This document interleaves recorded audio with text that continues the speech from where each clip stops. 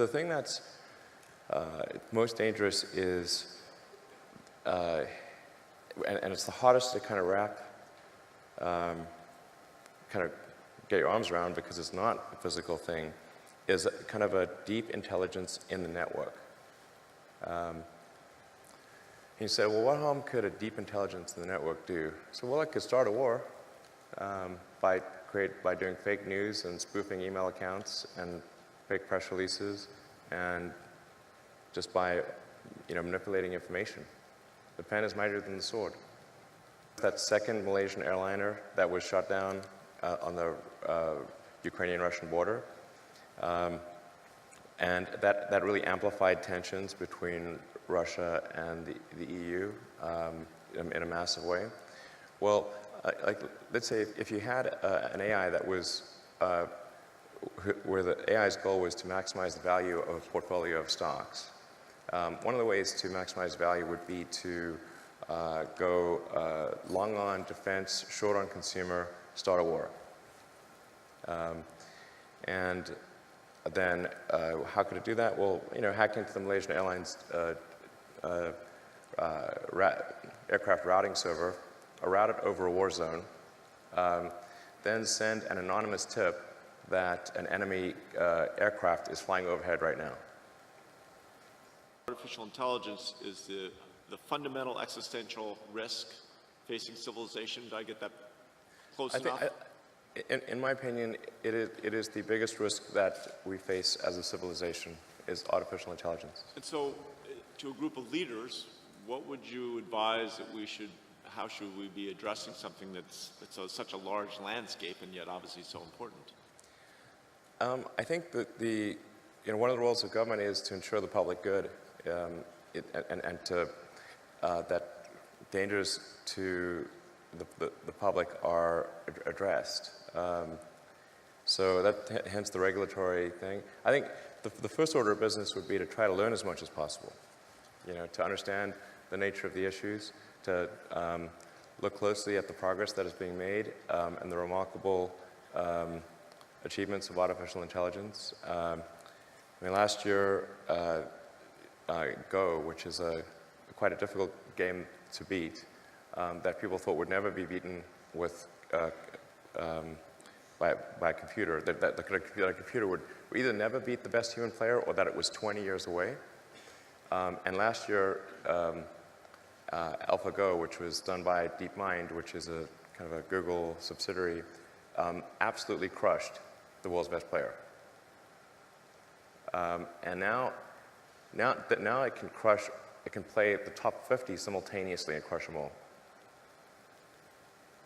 So, just like that pace of progress is remarkable. And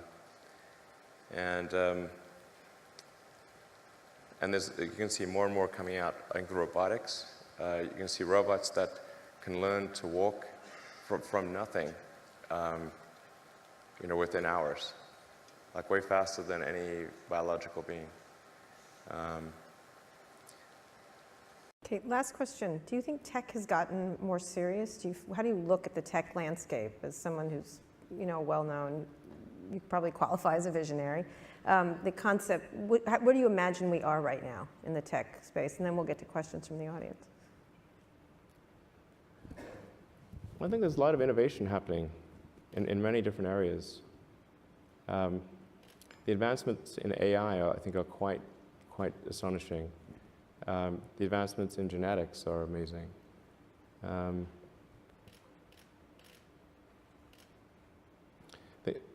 So I think that there is a lot of innovation going on. I think that there's probably a few too many talented entrepreneurs in kind of the internet space, and I think their talent actually would be better served in some other industries. But I do think, I don't think we're facing some sort of low innovation period or anything like that. I think there's a lot of innovation going on. They need to move to other. I just think that if you had some ideal distribution, it would probably be fewer. There's just a lot of talent focused on the internet, and probably some of that talent would it'd be better to have some of that talent in other industries. That's about all. But there's tremendous amount of innovation that's happening. It's something that I think is going to be quite important. And there's not, I don't know of a company that's working on it seriously is a neural lace. So going back to the AI situation, this is quite an important debate. Like if you assume any rate of advancement in AI, we will be left behind by a lot. And so then we could be in, benign, but even the benign situation, if you have if you have ultra intelligent AI, we would be, so far below them in intelligence that it would be like, a pet, basically. Cat, that's what I was thinking. Like a pet. Cat, like a cat. It'd be Elon like the a house cat. Yeah, it would be like the house cat. Right. It's not the end of the world, It's just, Well, sort of pet. You've seen the movie, it could be. Yeah. It could be. But that honestly, that would be the benign scenario. And So house cat is okay. I mean, I don't love the idea of being a house cat. Okay. But that. So what's the solution? Yeah. So I think I think it's to essentially. I think one of the solutions, the solution that seems maybe the best one, is to have an AI layer. If you think of like you've got your limbic system, your cortex, and then a digital layer, sort of a third layer above the cortex, that could work well and symbiotically with you. I mean, just as your cortex works symbiotically with your limbic system, your sort of a third digital layer could work symbiotically with the rest. This is something that's surgically inserted or bred into the species, or what? The fundamental limitation is input-output. So we already have, we're already a cyborg. It's just that, you have a digital version of yourself or partial version of yourself online in the form of your emails and your social media and all the things that you do. And you have basically superpowers in that with your computer and your phone and the applications that are there. You have more power than the President of the United States had 20 years ago. That you can answer any question, you can video conference with anyone Right. anywhere, you can send a message to millions of people instantly. You can just do incredible things. And but the constraint is input-output. So we're I/O bound, particularly output bound. I mean, like your output level is so low. It's like, particularly on a phone, like your two thumbs are sort of tapping away. This is ridiculously slow. Our input is much better because we have a high bandwidth visual interface to the brain. Like our eyes take in a lot of data. So there's many orders of magnitude difference between input and output. So mostly, effectively merging in a symbiotic way with digital intelligence revolves around eliminating the I/O constraint. So it'd be some sort of direct cortical interface. And you called it a neural lace? Neural lace, yeah. It's totally not Google Glass, right? No, I'm talking about No, but something it's which... like you wear it, or you... No, I mean, it would be... there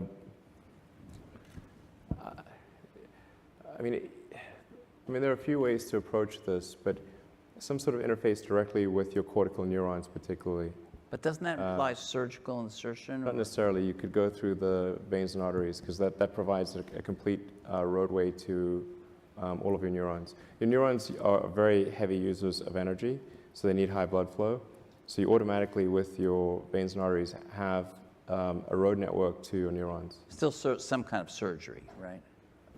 Yes, but you could insert something, basically, into the jugular and have.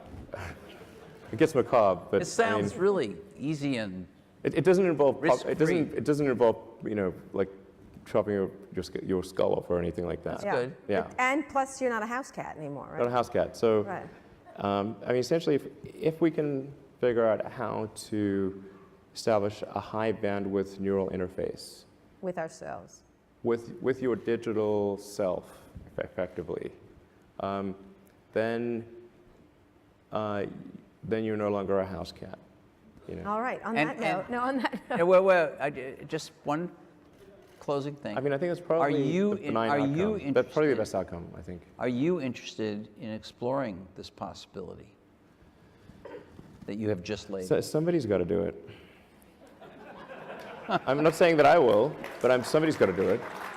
I mean, somebody should do it. And I mean, if somebody doesn't do it, then I think I should probably do it. But And the goal of this is to prevent there being an external AI, particularly one controlled by a small group of people that could yeah, be so much more powerful and intelligent than we are that the house it cat would be godlike in its situation capability. occurs. Yeah, Well, this has been really cheerful. Thank you. yeah. But if we can establish, I was the worried high- about asteroids at the beginning of this. I mean, asteroids are a low probability existential threat on the time scale that's relevant to us. Okay. Okay? This is different. Artificial intelligence. It's something that you and I have as a shared interest, and it's something that our audience is interested in as well. The question here is a lot of experts in AI don't share the same level of concern that you do about the dangers of AI. Fools. What Famous last words. What specifically do you believe that they don't?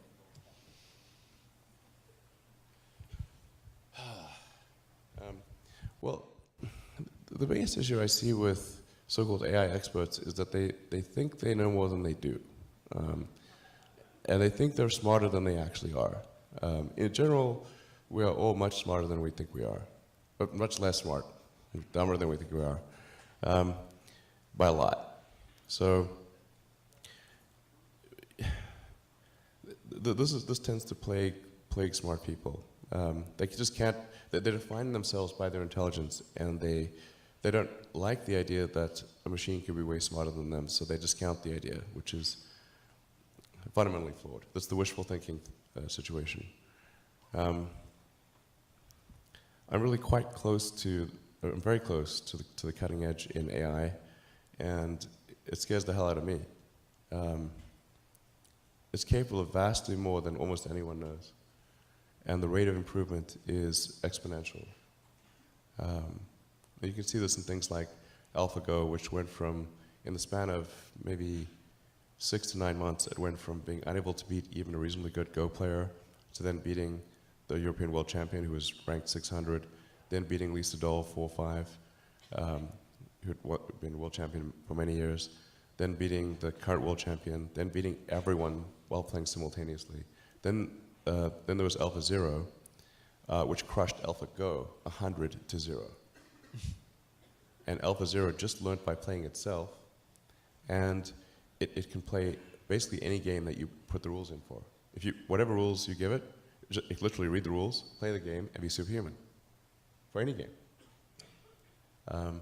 Nobody expected that rate of improvement. If you ask those same experts who think AI is not progressing at the rate that I'm saying, I think you will find that their predictions for things like Go and other AI advancements have their batting average is quite weak.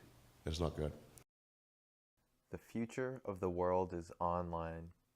One of the highest paying skills is learning how to build web applications and software with AWS. AWS even has a new service called Machine Learning, which focuses on AI. At the AWS training program, you can learn how to create auto-scaling infrastructure for software and web applications.